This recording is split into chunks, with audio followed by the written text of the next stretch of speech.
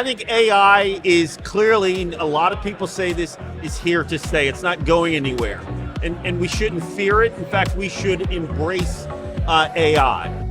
Join us as today's host, Rudy Suggetti, interviews the inspiring Chip Wade, a trailblazing leader and CEO whose impact on the hospitality industry has shaped iconic brands and uplifted countless lives along the way. Good morning. Here we are with Chip Wade, CEO for Union Square Hospitality Group. It is a pleasure to have you here and supporting our Prosper Brief. How are you feeling this morning? I feel great. I'm thrilled to be here, not just with you, but I'm thrilled to be part of the Prosper family as we kind of move through year 3 of this fantastic event and conference. Thank you so much. Yeah. So I believe we have an anniversary coming up next week, September 6th. That's for me personally. For you yes, personally, yes. September the 3rd. Oh, the 3rd.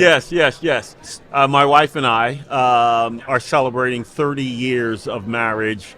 My wife, Pam, who's my confidant and best friend, she's going on an amazing journey with me. Again, we're celebrating 30 years together. Congratulations. Thank you. I have been following your career for a long time.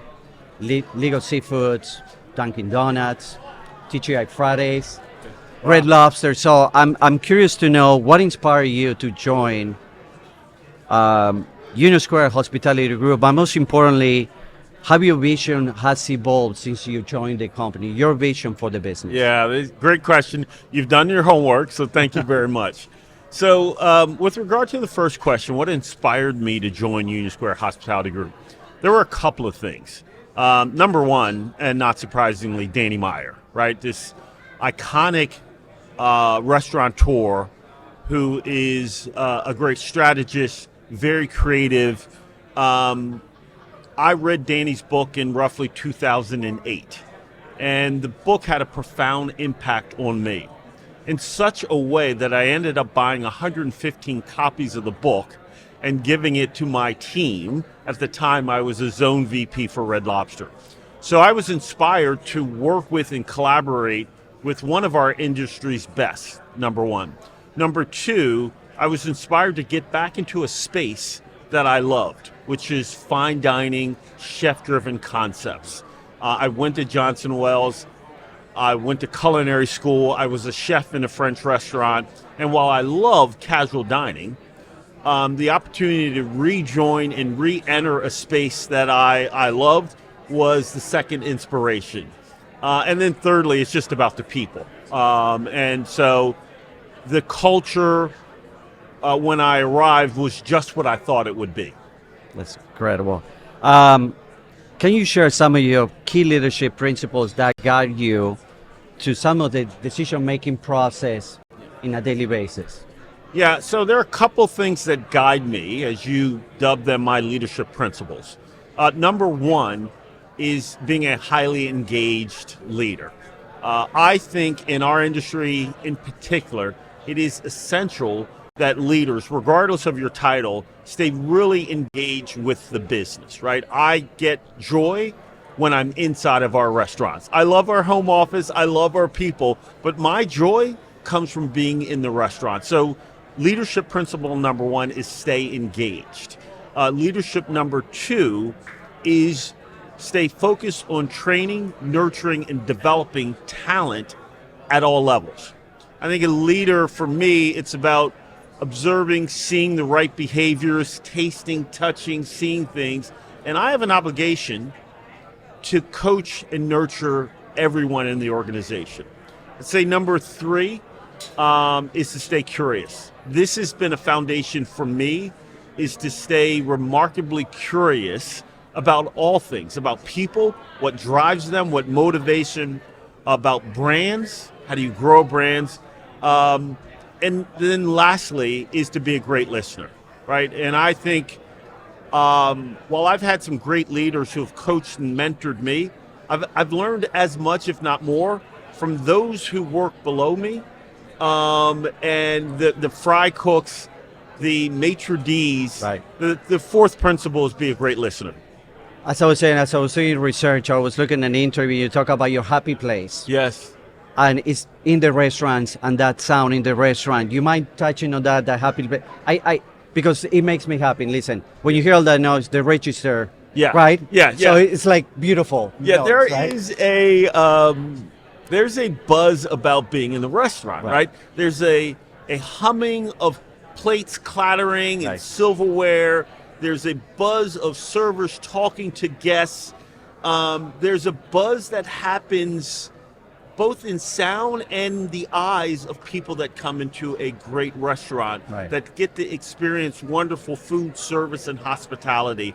And so that is when I talk about my happy place, it's about being in the restaurant and seeing and hearing this buzz and the chatter and the clanging in the plates.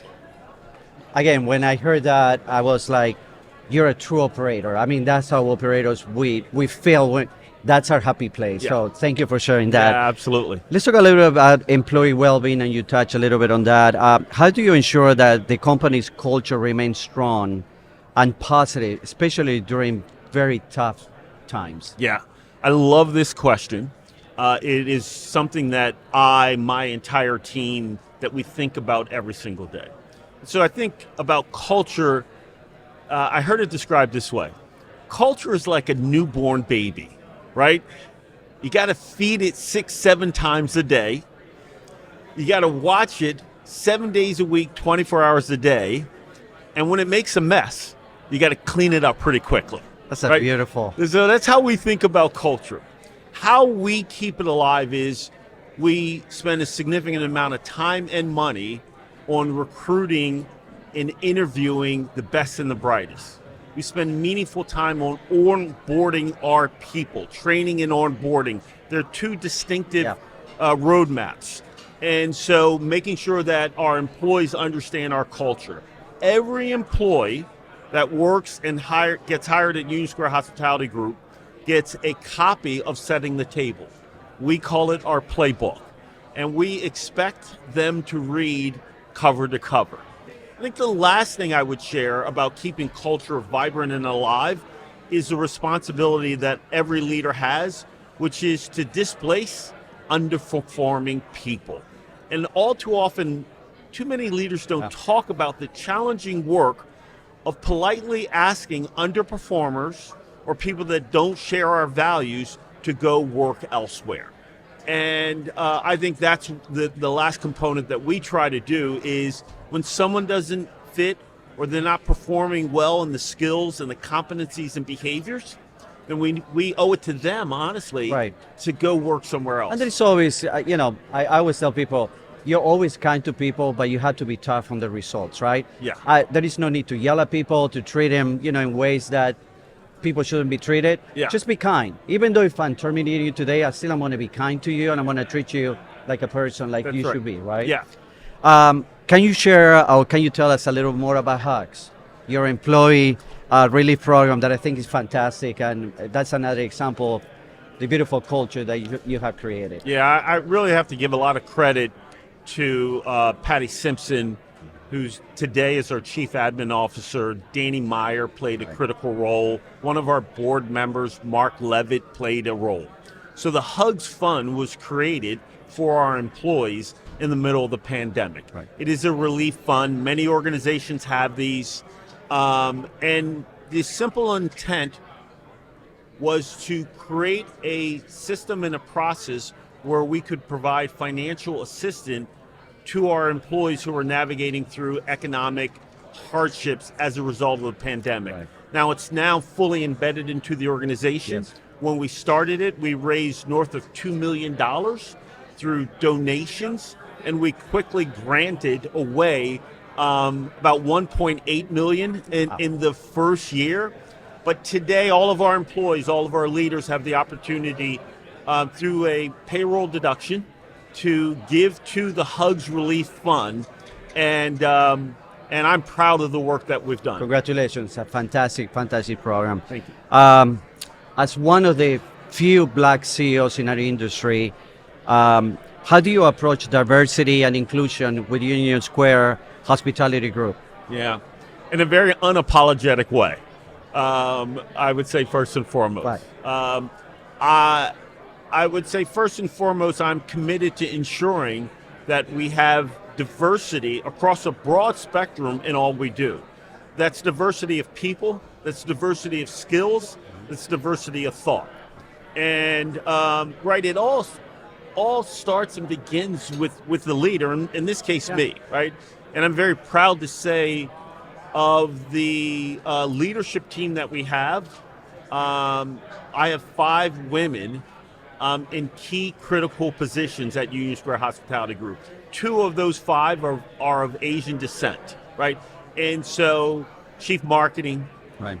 chief admin, chief financial, our general counsel, our chief technology officer, all very strong yet very competent and confident leaders. So it starts with me. We Right. still have much work to do Of course. At all levels. And I want to add this last note, which is I say we're all works of clay, right? We're all being shaped and molded. Right. Early in my tenure at USHG, I had a black gentleman, say to me, candidly, I don't go to your restaurants. And it was a bit of a kick in the belly. And I Right. said, why? He said, there's not enough people that look like us Right. behind the bar, at the front door. And I took that on as a personal challenge. And so we continue to evolve and move toward greater diversity.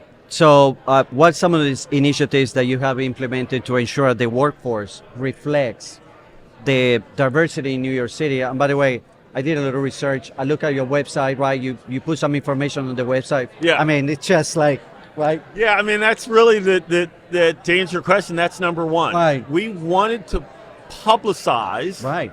our diversity, by the way, our pay equity as well, so that potential candidates in our own workforce would be able to see that, right? Right. And so for me, it was this idea of I'm going to go out and make public statements to our employees to say that the workforce should look like New York City. And I wanted a way for myself to be held accountable. And so people can look on that and go, Chip, you and your team either are or you're not Right. walking your talk, right? So that's one of the ways. When we're doing summer internships, for example, we just concluded a summer internship where we get 24 to 26 students from across the country. I'm intimately involved with our leaders to say, what HBCU schools have you attended or talked to? Let's talk about the makeup before we make the final decision. So I'm actively involved in that. And then, of course, I play a role in succession planning and talent. But like you said, employers want to see that. Sure. And then there is an accountability process behind that, right? Yeah. So, Yeah. very transparent. Yeah. So I genuinely, I love that. Thank you. Yeah. What are some of the experiences that, from your previous roles, whether it was legal seafood or Dunkin Donuts, so yeah, you've been around the industry for a Yeah, while, yeah. that they have been the most value for your current role today? You know, sometimes we look at it and say, there was a moment at a time that I make this decision that it got me to where I am today. Yeah, there've been a couple, right? Right, I've been of out course. this for 37, 38 years, and I love this industry. There've been, to answer your question, a handful of defining moments Right. in my career that have shaped me. One was roughly in 1993, I was a multi-unit supervisor for TGI Fridays. It was a company I joined right out of college. I moved through the ranks and ascended up to GM and then ultimately DO. Right. Fridays was going through a restructuring, and the CEO and the powers to be asked me to move into HR. I had no desire to go in HR. Right. I didn't raise my hand. Right. But I was moved into HR. And for a while, in the spirit of full transparency, I spent the first 90 days trying to figure out how to get the hell out of Sure. that discipline and maybe the organization. And I found a mentor who said, essentially, young man, hang in there. This is a really good discipline and it's going to help you. And so as a result of that, I spent almost 6.5 years of my professional career in the HR discipline. Not surprisingly, understanding talent development, understanding people, understanding compensation, those things have helped, I believe, helped me to become a better CEO and a better leader. And so that's one. If I can share a second. Sure. In a very similar fashion, I had finished my master's degree at the University of Texas at Dallas. I was working still at this time for TGI Fridays, and Wally Doolin, the legendary CEO of TGI Fridays, asked me to move into development. Again, I had no experience in real estate development or design. I didn't raise my hand. It was one of those things, I'm asking you, but I really want you to move into this role. Right. And so that was another example where I essentially said yes, clearly, but I said yes to this idea of being curious, about wanting to learn. That also, I spent 7 years in real estate design and construction. That also has helped me to become a better leader and I think a better CEO. And what I love about that, we all always talk about training and development, but it takes someone to look at you and say, I see potential here. I'm putting you in that uncomfortable role. Yes. That's the best development pro you can get, Yeah, right? that's There right. can be a lot of things that let's work, but when you're in that role, in a way you're forced to figure things out, Yeah. to make mistakes, Yeah. but also that's where having great mentors in the industry, Yeah. call someone and say, listen, I need your help. I need validation. Here's what is in front of me. Can you help me? And by the way, that's what is so great about the industry. Everybody will lend you a hand. Yeah. And everybody's available to help. That's why we love the industry. I right? could not agree with you more. I left TGI Fridays and went to Darden. And in Darden, I had the opportunity to work directly for Clarence Otis, Wow. the chairman and CEO. And Clarence gave me an assignment. Darden, Joe Lee, Clarence gave me an assignment to be the head of development for a new concept called Smoky Bones. Right. Right. And so I had zero experience in negotiating deals. And I made a handful of mistakes, right? Of course. But those experiences I learned from. And again, now you're in your role that you have to do that with other people. Yeah. I see the potential. I'm going to put you here. And they're like, I don't know if I want that. Trust me. Yeah. This is great for your career. That's right. That's right. Yeah. Let's talk a little bit about technology. And we always say, the restaurant business, I always feel like we are behind on technology. Yeah. What is your thought about technology? Listen, we have to embrace technology. Yeah. What's your thoughts about AI? What's going to happen? There is a lot of, we don't know, but there is a lot also happening.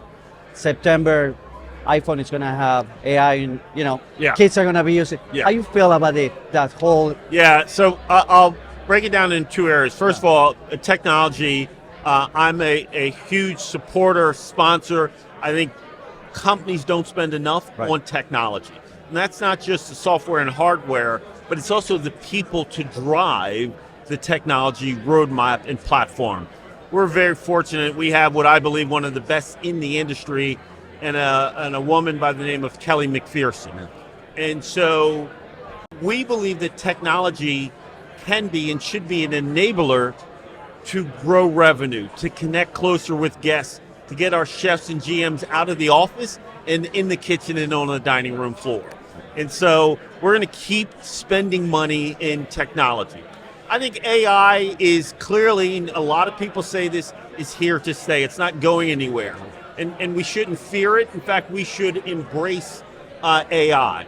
I think AI is going to have a significant impact in a couple of disciplines specifically. I think legal, I think marketing. Right.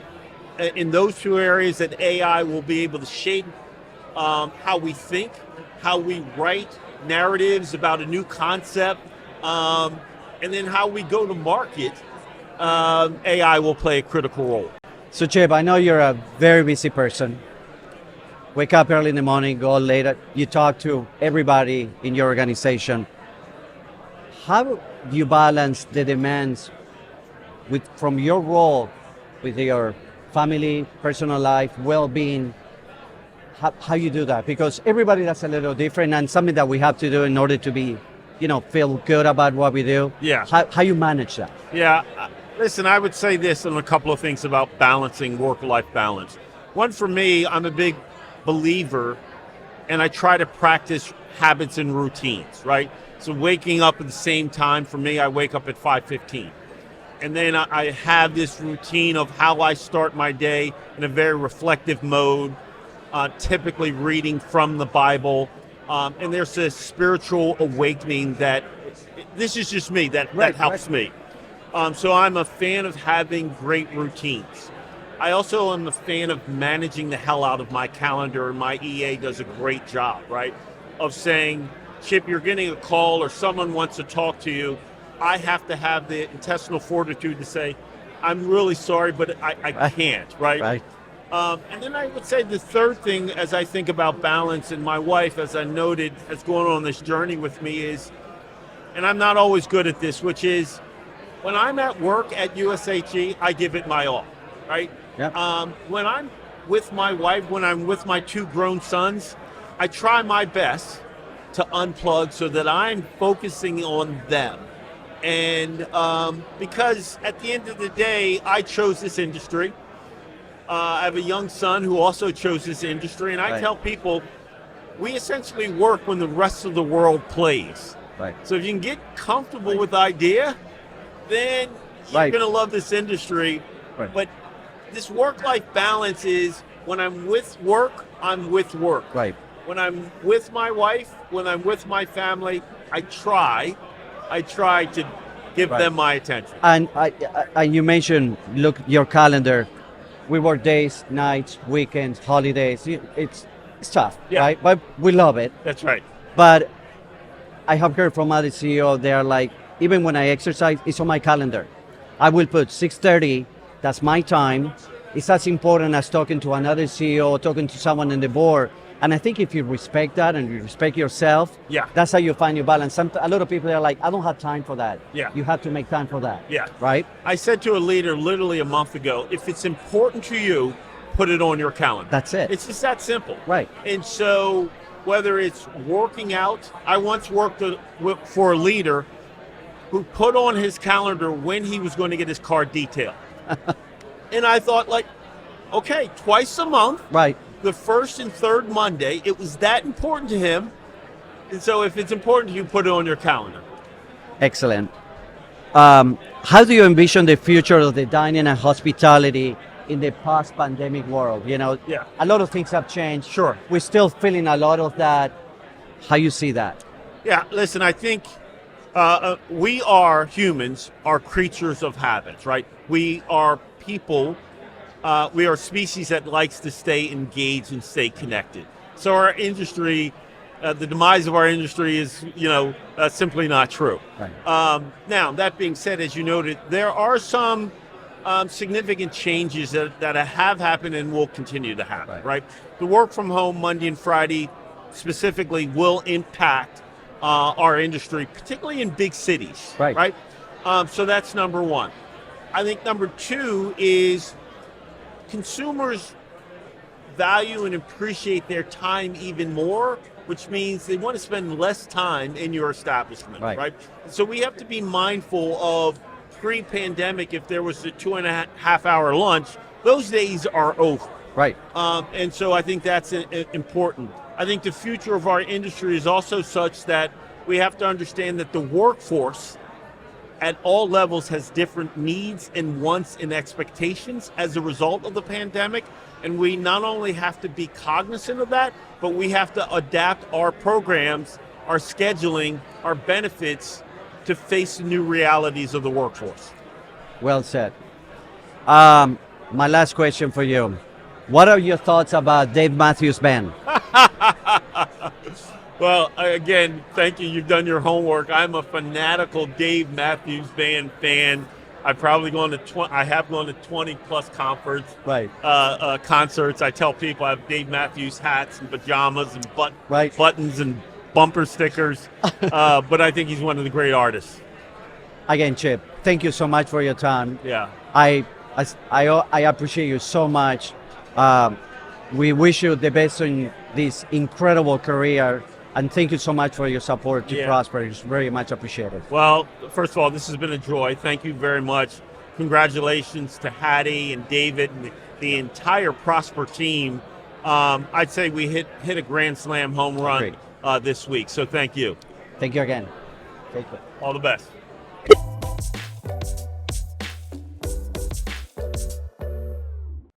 Thank you for tuning in. We hope you enjoyed today's episode with Chip Wade. If his story of leadership and innovation resonated with you, be sure to like, subscribe, and stay tuned as we continue to bring you insights from trailblazers shaping the future of hospitality. We'll see you next time here at the Prosper Brief.